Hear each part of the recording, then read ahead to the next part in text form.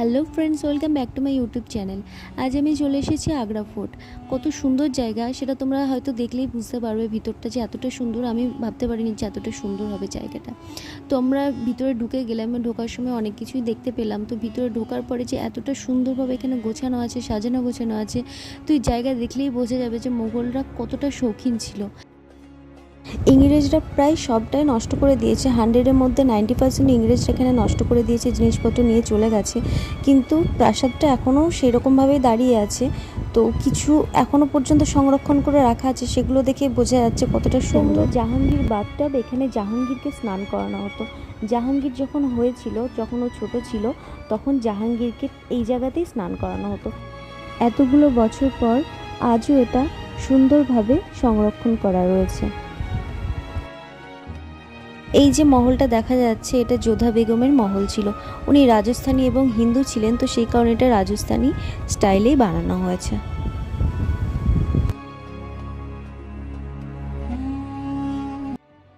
আর এই যে ঘরটা দেখা যাচ্ছে, এটা ছিল আকবরের প্রথম বেগম রুকেয়া বেগমের ঘর।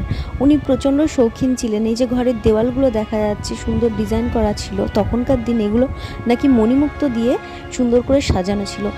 এখানে যে সমস্ত হিরে মণিমুক্ত দিয়ে ঘরটা সাজানো ছিল, ইংরেজরা সমস্ত কিছু এই দেশ থেকে নিয়ে চলে গেছে।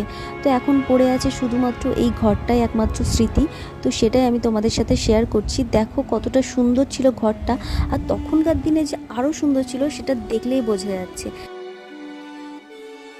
এটা হচ্ছে সেই জায়গা যেখানে শাহজাহানের বাকিটা জীবন কেটেছিল বন্দি হিসাবে।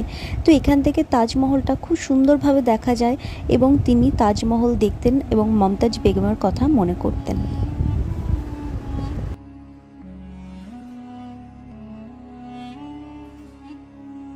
এই যে জায়গাটা দেখা যাচ্ছে, মিনা বাজারটা আগে এখানেই বসতো।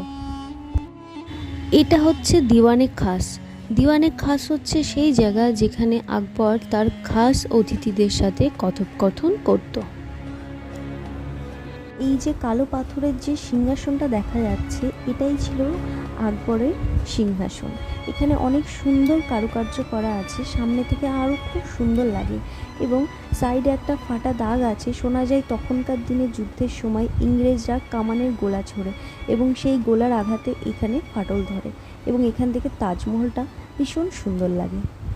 বন্ধুরা, আগ্রা ফোর্টের ভিডিওটা এখানেই শেষ করছি। দেখা হবে আবার নতুন কোনো ভিডিওতে। আমার এই রকম ভিডিও যদি তোমাদের ভালো লেগে থাকে, তো চ্যানেলটা সাবস্ক্রাইব করতে ভুলো না যেন, এবং লাইক, কমেন্ট, শেয়ার করে দিও। Thanks for watching.